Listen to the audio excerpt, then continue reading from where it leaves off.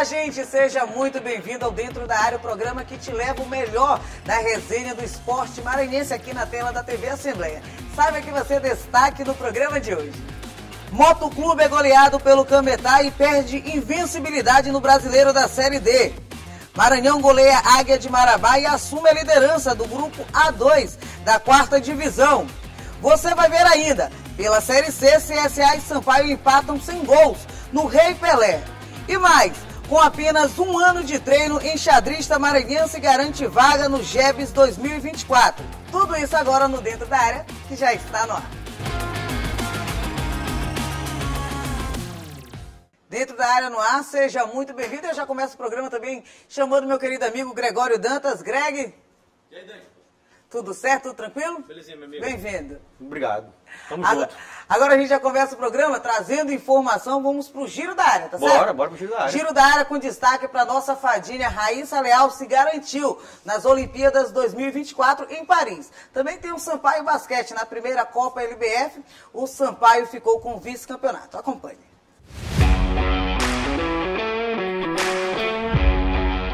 A primeira Copa LBF teve uma decisão emocionante. A partida aconteceu na noite do último sábado em Araraquara e terminou com o título do SESI diante do Sampaio Basquete, após vitória por 69-67. Os times já decidiram o título da Liga do ano passado, com o título do SESI. O jogo foi acirrado e decidido apenas nos últimos segundos. No primeiro tempo, o SESI foi melhor, mas a partir do terceiro quarto, o Sampaio ganhou mais força. Mas o SESI se recuperou e o último quarto, no último segundo, último lance, Vitória conseguiu uma cesta de 2 pontos e o jogo terminou 69-67 para o time de Araraquara. A maranhense Raíssa Leal conquistou no fim de semana a medalha de ouro na etapa da China do pré-olímpico de skate, competição que valeu pontos para o ranking classificatório para os Jogos de Paris. A maranhense terminou com 274,89 pontos, na frente das japonesas. Com o resultado, Raíssa se garantiu nas Olimpíadas de Paris, com uma etapa de antecedência, já que mesmo que não participe da última classificatória que acontece em junho, na Hungria, não será ultrapassada. Raíssa é a atual vice-campeã olímpica e vem de título na etapa de San Diego da Street League há 3 semanas.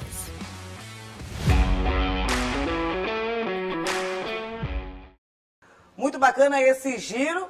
Tristeza pelo Sampaio Basquete, mas também tem felicidade. Raíssa Leal garantida nos Jogos Olímpicos. Fenômeno. Raíssa Leal, amigos, anotem, fenômeno, espetacular, a maranhense de Imperatriz, a nordestina, uma menina, começou jovem, muito cedinho a nossa fadinha do skate, viralizou nos vídeos no YouTube pelo skatista Tony Hawks, né? E também pelo Bob Burnquist. Os dois viralizaram a fadinha do skate há alguns anos atrás. Fadinha do skate tomou proporções, meus amigos. Chegou às Olimpíadas de Tóquio em 2021, que era para acontecer em 2020, a pandemia fez com que a Olimpíada acontecesse em 2021, a fadinha do skate lá em Tóquio garantiu a prata, ou seja, segunda melhor atleta do mundo. Depois tem uma jornada dentro do circuito mundial, da SLS, bicampeã mundial.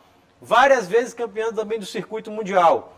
E agora garante vaga através desse qualifying lá na China, né? E garante vaga em Paris 2024 e vai brigar pelo ouro. Parabéns, Raíssa Leal, um fenômeno do skate, um esporte por muitos marginalizado.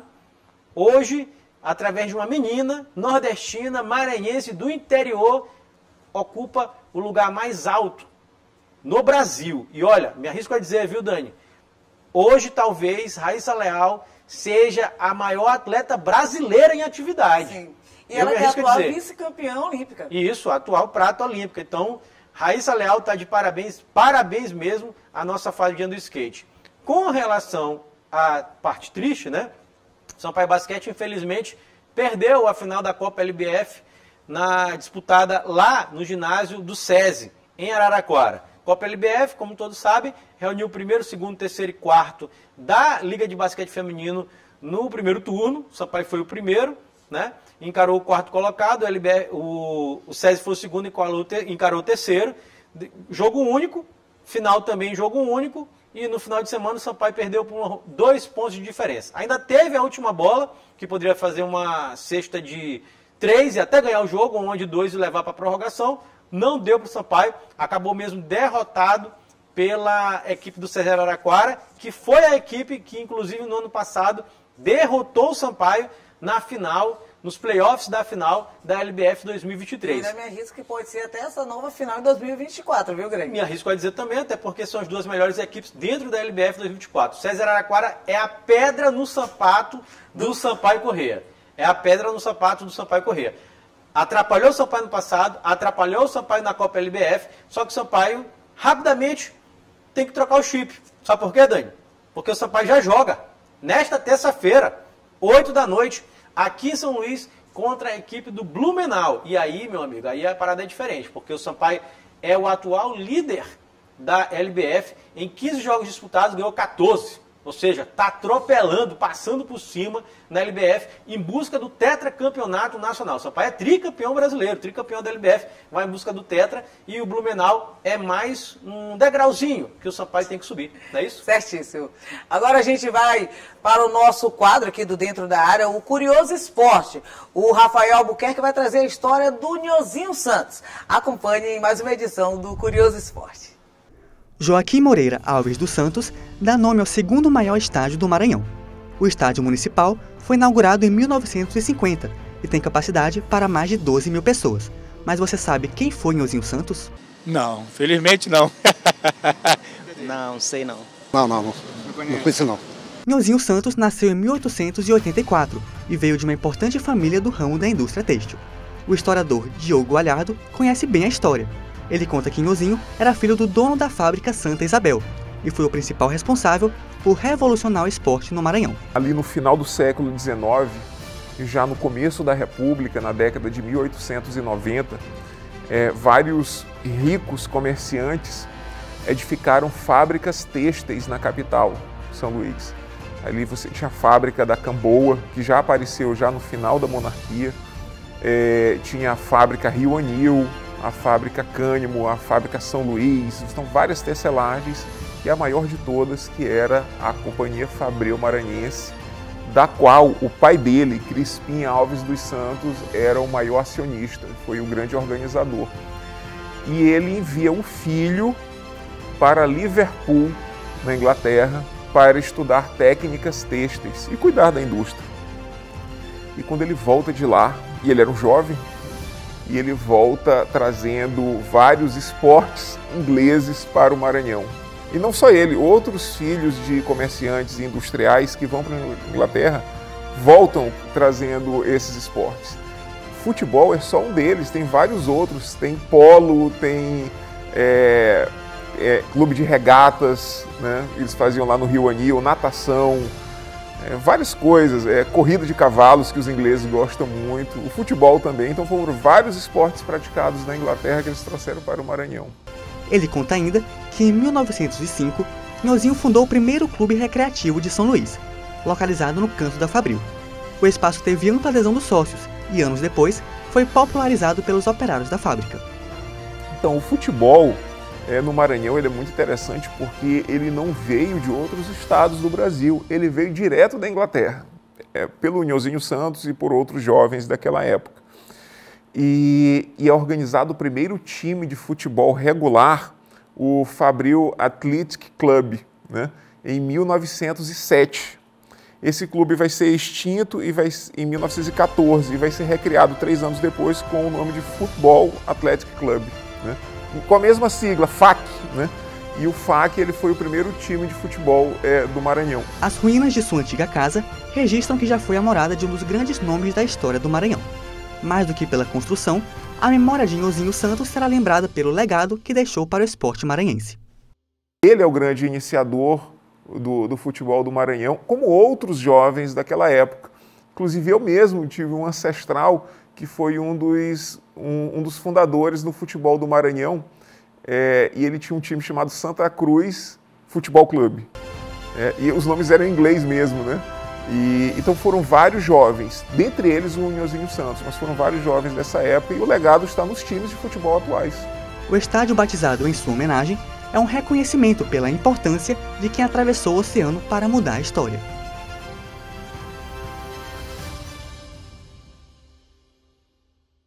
Tá aí, Greg, mais uma edição do Curioso do Esporte, Rafael Albuquerque trazendo a história do gigante da Vila Passos. Sim, verdade.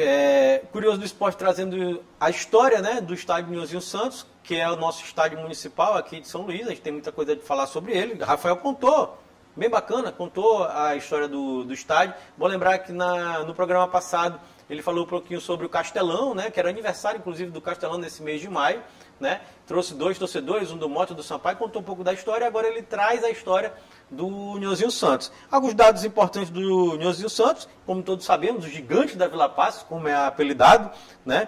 Ele fica na Vila Passos, aqui em São Luís, obviamente, né? Ele possui um gramado, Dani, olha, de 105 por 68 é o limite máximo permitido pela FIFA, né? Pela FIFA.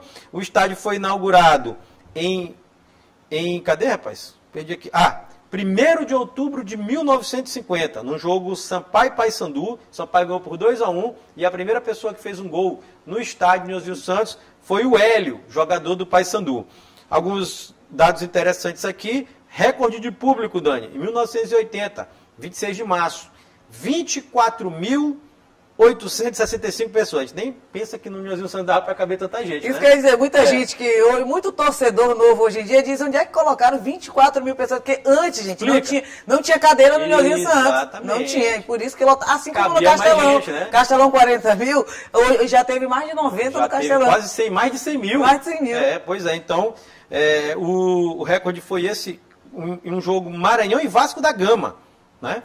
E em 26 de março de 1980, 24.850. Hoje, só para constar, a capacidade máxima do Nhozinho Santos é de 12.891 pessoas, com a nova formatação, com cadeiras, passou por diversas reformas. É um estádio que teve vários problemas, eu vou nem dizer nem anos, teve décadas fechado, né? Sim. Décadas fechado, né? Teve TAC já, né? Termo de ajustamento de conduta para a realização de obras dentro do ginásio do estádio Nhozinho Santos, né? Então é um estádio que passou por diversos problemas. Hoje tem um problema crônico no gramado, muito ruim o gramado do estádio Nhozinho Santos, né? A gente pode detectar isso principalmente nesse período de chuvas, mas pode, claro, que ser resolvido esse problema, né? Então, assim, parabéns ao Rafael, né, que trouxe a história do Nhozinho Santos, importante, né? Nhozinho Santos, que é uma praça esportiva fundamental na história do futebol do Maranhão. Né? Certíssimo.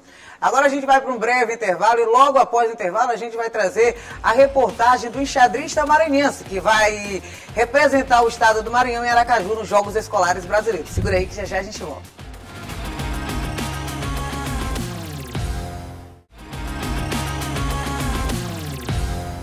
De volta com o Dentro da Área, agora a gente vai falar de futebol. Vamos falar dos maranhenses no fim de semana no Campeonato Brasileiro da Série C e da Série D. A gente começa falando do jogo entre CSA e Sampaio, lá no estádio Rei Pelé. O jogo terminou sem gols. 0-0, marcou a estreia do técnico Zé Augusto, sob o comando da Bolívia querida, mas o Sampaio continua sem vencer na competição, assim como o CSA. Greg, os dois sem vencer, situações parecidas na tabela do Campeonato Brasileiro da Série C, e o Sampaio, fora de casa mais uma vez, trouxe apenas um pontinho. Mas uma situação um pouco pior da equipe do CSA, né? Porque o CSA estava jogando em casa contra a equipe do Sampaio. É bom destacar que são duas equipes que estão muito mal na tabela de classificação da Série C do Campeonato Brasileiro, né? Duas equipes que não venceram. É bom também destacar que o Sampaio ainda tem um jogo a menos, que é o jogo que vai ser realizado contra a equipe do Caxias. Não foi realizado justamente por conta da tragédia ambiental, climática e humanitária que hoje assola ainda o estado do Rio Grande do Sul. Então o Caxias teve esse jogo adiado, o jogo seria realizado aqui. O Sampaio tem esse asteriscozinho aí na tabela de classificação da Série C do Campeonato Brasileiro. Falando do jogo, Dan, tive a oportunidade de assistir esse jogo, infelizmente. Oh, meu Deus do céu. Dor nos olhos, hein? Que terrível. Meu Deus, amigos, que isso, cara?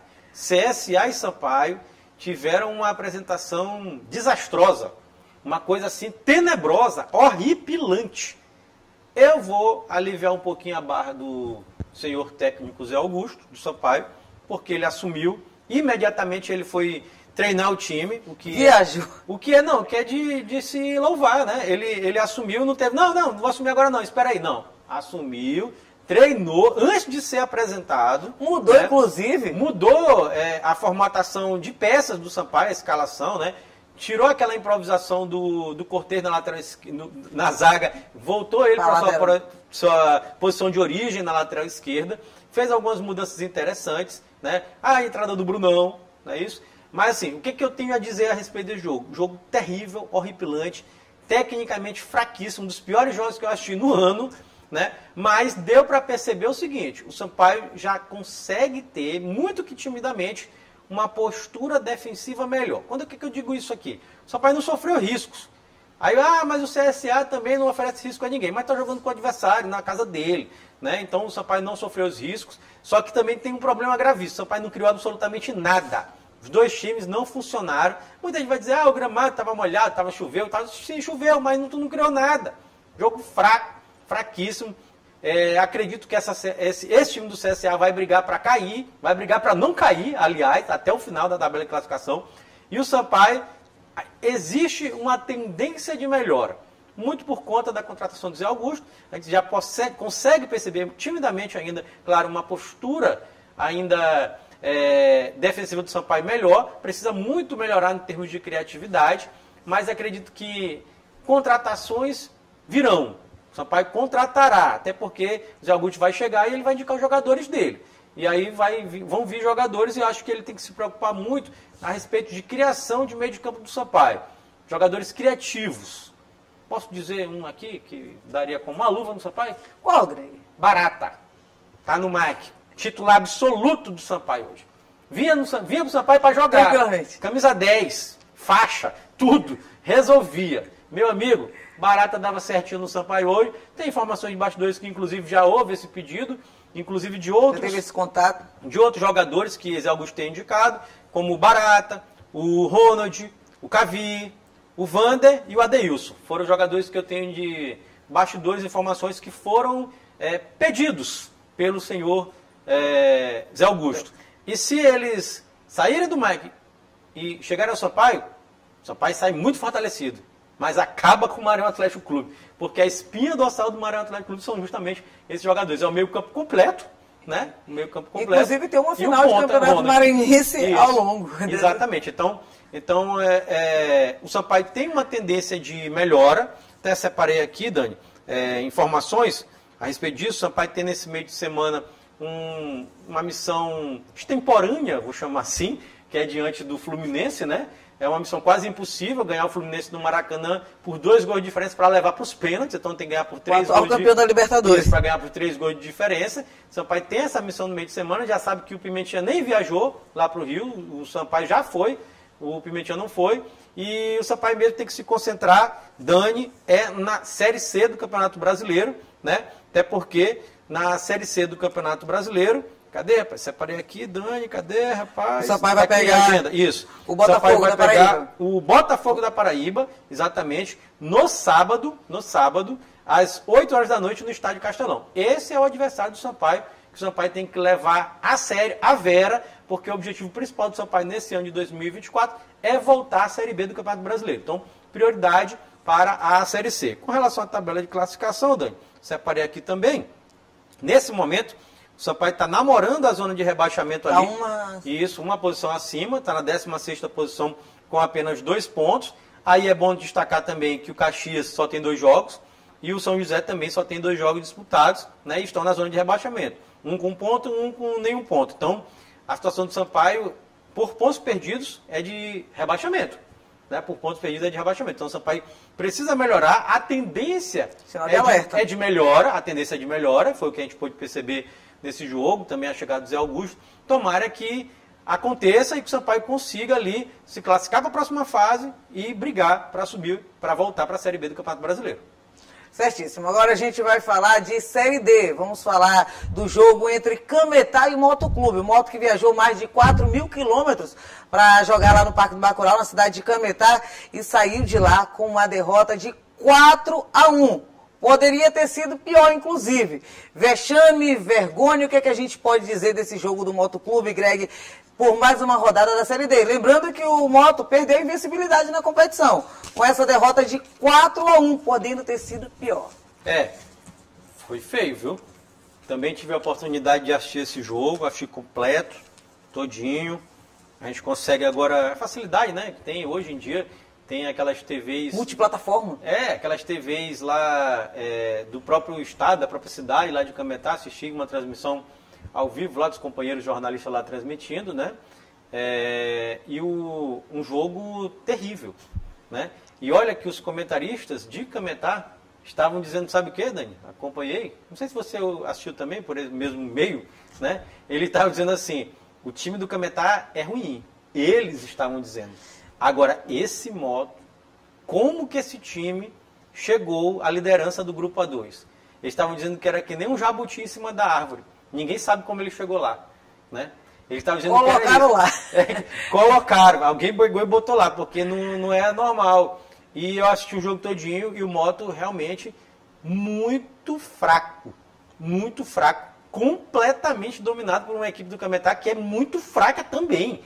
E olha, amigos... O primeiro tempo, como a Dani trouxe aqui, terminou 2-0, era para ter terminado 4 ou 5-0. Se a gente analisar na rodada contra o Maranhão Atlético Clube, o MAC não foi efetivo, o Moto venceu, tem seus méritos ter vencido, teve, mas o Maranhão, se tivesse feito o tanto de gol que o Dejaí conseguiu, tinha ganho muito de diferença, de 3, 4 gols de diferença. E a mesma coisa aconteceu com o Cametá, 4-1, poderia ter sido pior. Poderia ter sido pior. E o Moto sai com uma derrota pesada lá do interior do Pará. Claro que teve todos aqueles problemas de logística para chegar na cidade de Cametá, mas não justifica esse 4-1 não. Foi um 4-1 pesado, é preocupante. É claro que é a primeira derrota do MAC dentro da Série D do Campeonato Brasileiro, do Moto dentro da Série D do Campeonato Brasileiro, né? Tem tempo de recuperação, mas o desempenho é preocupante. E um detalhe, esses 4-1 no saldo de gols pode fazer diferença um pouquinho lá na frente para a competição. Tanto é que na atual classificação do Campeonato Brasileiro do Grupo A2, temos o Maranhão Atlético Clube com 9 pontos, com 7 temos o Fluminense, se eu não me engano, e logo abaixo temos o Tocantinópolis. 7 pontos cada um, e não é nem no saldo de gols. A diferença que está colocando um em segundo lugar e o outro em terceiro. É os gols pró. Porque está tudo igual. E essa pode fazer uma diferença para o Moto Clube um pouquinho lá na frente. Porque nesse momento nós temos o MAC, né, na liderança com 9, Tocantinópolis segundo com 7, o Fluminense em terceiro com 7 e o Moto em quarto com 7 também, só critério de desempate aí separando. É bom destacar também, Dani, que o próximo jogo do Moto é domingo, aqui em São Luís. Em casa. Contra o Águia de Marabá. Aí tem aquele detalhe, o Moto era líder nessa fase, nessa rodada, era líder e ia pegar o Lanterna. Agora o Moto vai pegar o Lanterna novamente. Será que acontece dentro de casa o Moto fazer uma outra tragédia para a torcida que tanto sofre com esse time do Moto Clube no ano de 2024, gente? Eu não sei. Eu sei que, sabe para quem ficou bom a logística? O Águia de Marabá, né? Jogar 2 jogos seguidos aqui em São Luís, nem precisa viajar, né? Tranquilo, que a logística do Moto foi a pior do mundo. Não, e o Moto foi e agora volta. Pois é, e a do Águia foi bem legal, né? Não faz nadinha, joga aqui de novo, é bem tranquilo. Eu acho que essa tabela aqui da CBF foi muito legal com a Águia de Marabá. E por falar em Águia de Marabá, bora falar também do jogo que também teve 4 gols, mas dessa vez para o time maranhense, o Maranhão Atlético Clube venceu por 4-0 o time do Águia de Marabá, lembrando, hat-trick. 3 gols. Lembrando que nesse jogo não tivemos o Adeilson, não tivemos o Barato em campo. Foi 4-0 na estreia também do técnico Vinícius Saldanha. É verdade. O MAC ganhou por 3 gols do atacante Felipe Cruz, né? E o Rafael, não foi? Rafael. Foi, o Rafael fez o 4º gol, terminando a partida 4-0 para a equipe do Maranhão Atlético Clube em cima do Águia de Marabá. Aqui tem umas coisas importantes a ressaltar, Dani. É o seguinte, no meio de semana, nós tivemos toda aquela mudança, dança das cadeiras. Vinícius Saldanha assumiu a equipe do Maranhão Atlético Clube. Zé Augusto, já falamos aqui, foi para o Sampaio Corrêa, saindo do Maranhão Atlético Clube. E o Vinícius foi teve muita sabedoria quando assumiu. O Vinícius disse o seguinte, Dani, eu não vou inventar. E time que tá ganhando... Não se mexe. Não se mexe. Ele disse, eu não vou inventar. Aqui não tem mistério. O MAC joga o melhor futebol do Maranhão. E já há algum tempo, não é de hoje. Tem praticamente quase 2 anos já jogando o melhor futebol do Maranhão. Então ele não inventou, fez o feijão com arroz e o MAC atropelou o Águia de Marabá. Foi 4, poderia ter sido mais. Sem Adeilson, sem Barata. Sem Adeilson, sem Barata. E aí Barata, como eu estou dizendo, tecnicamente hoje talvez seja o melhor jogador de futebol maranhense. Né? E ele jogou sem ele e atropelou a Águia de Marabá. Então assim, o Vinícius fez a parte dele, o Maranhão fez a parte dele, apagou aquela derrota diante do Moto, né? Assim, tá bom, deixa pra lá. Passou, Acontece, pronto, deixa pra lá e atropelou o Águia e vai seguir assim. E olha, Dani, só pra fechar o comentário a respeito do Maranhão Atlético Clube, é engraçado. O Maranhão que vai fazer a logística do Moto agora, que vai pegar o Cametá lá no Pará, lá no interior do Pará. Avião, ônibus e balsa. Que logística. Domingo, 4 horas da tarde. Então, Maranhão tem essa missão inglória, vou chamar assim, né? Ingrata também, de encarar o Cametá lá no Pará. E olha, inclusive na transmissão ontem... É a magia da Série D, Greg. Olha, inclusive ontem na transmissão, eu estava acompanhando a transmissão lá do Pará, da cidade de Cametá, os comentaristas e os jornalistas lá, sabe o que eles disseram? Disseram assim, olha, o Maranhão Atlético, não vá pensando o Cametá que o Maranhão é o Moto. Olha o que eles disseram. O Maranhão é um bom time. Abre teu olho. Disseram isso. Não é assim, vai chegar e vai atropelar o Maranhão, não. O Maranhão é um bom time. Então, e é verdade mesmo. E foi a primeira vitória do Cametá. Isso, e eu estou dizendo o seguinte, eles têm que avaliar mesmo, porque o Maranhão é realmente um bom time. E para mim, o Maranhão lá em Cametá, com Barata, meu amigo. Eu também acho que vence o Maranhão é favorito. E tranquilo, eu acho. O Maranhão é favorito a vencer esse jogo, mesmo com toda essa dificuldade logística. Né? Certíssimo. É isso. Greg, fim de papo? Fim de papo. Quem quiser assistir a gente novamente. Você pode acompanhar nosso programa, né? Através dos nossos canais de interação. Tem o nosso site, que é o al.ma.leg.br/TV. O telefone da nossa redação, que é o 3269-3028. O WhatsApp passando aqui embaixo da sua tela. E lembrando que esse programa tem reprise dentro da área, né? Toda terça-feira, às 7h30 da manhã e às 2 horas da tarde na tela da sua TV Assembleia. Você pode acompanhar. E também, destaque também, que esse programa está disponível no YouTube, assim como todas as reportagens. Você pode comentar, curtir e compartilhar com seus amigos. O Dentro da Área é multiplataforma. Obrigada, viu, Greg? É tudo. A gente se encontra no próximo programa. Vamos lá. Gente, até lá. Tchau, tchau. Até mais, gente. Tchau.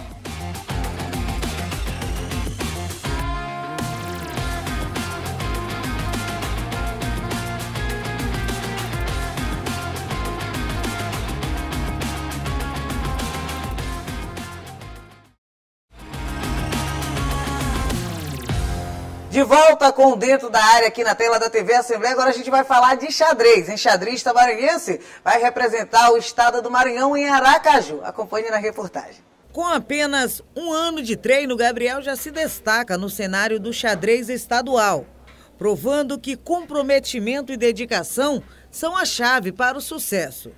O maranhense é um exemplo de que não é preciso começar desde cedo para se destacar em um esporte.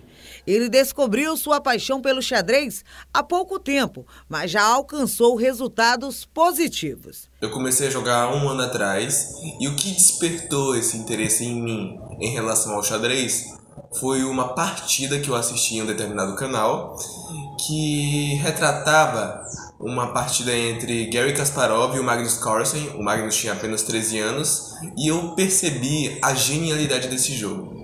Os Jogos Escolares Brasileiros será a próxima competição que o Gabriel irá disputar. Será em Aracaju e vale como seletivo para o Mundial Sub-18. E o maranhense acredita em um bom resultado lá em Aracaju. A minha expectativa em relação ao Campeonato de Aracaju é buscar uma melhor colocação, ou seja, o melhor desempenho, em relação ao ano passado que ficamos entre os últimos. E quem sabe trazer uma medalha para o nosso estado. E assim, com talento e muita determinação, Gabriel Nóbrega Carvalho segue sua trajetória de sucesso no xadrez, mostrando que o esforço é recompensado. Greg, muito bacana a história do Gabriel Nóbrega, 1 ano só. Treinando xadrez, olhou uma partida na internet e eu vou fazer xadrez e aí tá representando o Maranhão agora. É um fenômeno, né? Porque a gente tem que ver, geralmente xadrez, amigos, é um esporte que você começa muito cedo, estuda muito, lê muito e tem que se aprimorar a cada dia, treinando, leitura, várias publicações na internet, também tem livros físicos importantes. E aí você consegue disputar a nível nacional e internacional. Tem vários exemplos aqui no estado do Maranhão. Tem o Nicolau Leitão, tem o Rafael Leitão, que inclusive foi campeão mundial já. É mestre internacional, o Rafael Leitão. Então a gente tem exemplos através de muito estudo. O Gabriel é um pequeno fenômeno, né? Com apenas 1 ano, chega, disputa os Jogos Escolares Maranhenses, né? Ele vence e vai jogar os Jogos Escolares Brasileiros, que será disputado em Aracaju, em Sergipe. Parabéns ao Gabriel e tomara que dê tudo certo na carreira dele daqui para frente, né? Que ele consiga resultados importantes nos JEBs e outras competições que ele vier disputar. Certíssimo. Agora a gente vai acelerar, que a gente vai falar de uma promoção do Poder Judiciário, que promoveu uma corrida, né, um passeio ciclístico no fim de semana. A Milena Dutra acompanhou e traz agora os detalhes. Era bem cedinho, já tinha muita gente na concentração para a pedalada na Praça dos Pescadores. Valeu a pena dedicar a manhã de domingo para o passeio ciclístico, que faz parte da programação da semana Laços pela Paz em Casa, de prevenção e combate à violência doméstica. O passeio também teve cunho solidário em prol do asilo de mendicidade. Estamos arrecadando fraldas, como donativos para o asilo de mendicidade, né? Então, decidimos juntar o útil ao agradável, né? Tudo que é de paz, a gente está envolvido, a gente está colaborando e nesse evento especificamente ainda tem a arrecadação, né, para o asilo de mendicidade e nós nos aderimos com todo prazer, com todo empenho. Neste domingo, a ação também mobilizou Micheline, que juntou a paixão pelo ciclismo à solidariedade ao próximo. Vamos acreditar que vai dar certo, tanto é que a gente está aqui, né? E eu acho que é um pedal, um passeio para mostrar, para chamar a atenção pela paz, pelo amor ao próximo. E hoje tem uma finalidade maior, que é levar um amor ao asilo de mendicidade. Esta foi a 3ª edição do passeio, que está na programação da Semana Laços pela Paz em Casa, que vai até o dia 25 de maio, promovido pelo Judiciário Maranhense. O evento é organizado pela 2ª e 3ª Varas de Violência Doméstica e Familiar contra a Mulher de São Luís. O objetivo é levar a mensagem de conscientização à população da capital. Nós integramos o passeio como um momento de solidariedade e também de integração, de alerta contra a violência praticada contra as mulheres. E durante a semana nós vamos estar fazendo várias atividades, né, fazendo parte desse nosso projeto, que é Laços pela Paz em Casa. Este ano já são 20 feminicídios registrados no Maranhão e centenas de mulheres com medidas protetivas de urgência concedidas pela Justiça. Daí a importância de fazer o alerta. Clama por tomada de providências, não só do Poder Judiciário, Poder Executivo, de toda a sociedade, que devemos alcançar mais mãos nesses projetos, que devemos inclusive alcançar a juventude, para que comece os relacionamentos cientes do que são os sinais de relacionamentos abusivos, todas as formas de violência, porque é um dever de todos nós, não só como membros do Poder Judiciário, mas também como cidadãos e cidadãs. O passeio teve mais de 15 quilômetros percorridos. Antes do roteiro final da pedalada, uma paradinha dos participantes para a entrega de fraldas aos idosos atendidos pelo asilo de mendicidade. Nós aqui sempre carentes de donativos, notadamente fraldas descartáveis, que é o que a gente está recebendo nesse momento, né? Dezenas e dezenas de pacotes. Isso aí irá ajudar demais os velhinhos que se encontram aqui no nosso asilo, fundado no dia 21 de abril de 1919.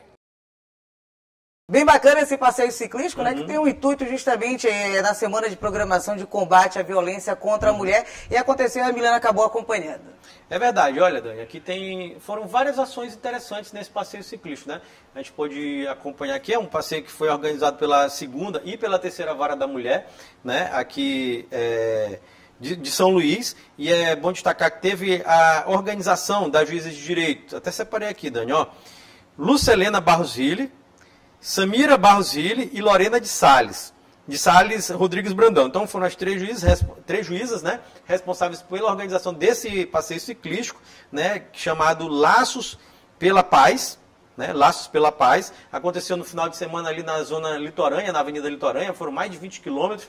E além da Semana de Combate à Violência contra a Mulher, ele também serviu, Dani, para a contribuição de doações com pacotes de fraldas geriátricas que serão doadas para o asilo de medicidade aqui do Maranhão. Então, importantíssima ação do Poder Judiciário, né, unindo solidariedade e esporte. Muito bacana, né? Muito legal. Isso. Agora a gente vai para um breve intervalo. Logo após o intervalo tem futebol aqui no Dentro da Área. Vamos falar sobre a rodada dos times maranhenses na Série C e também na Série D. Segura aí que já já a gente volta.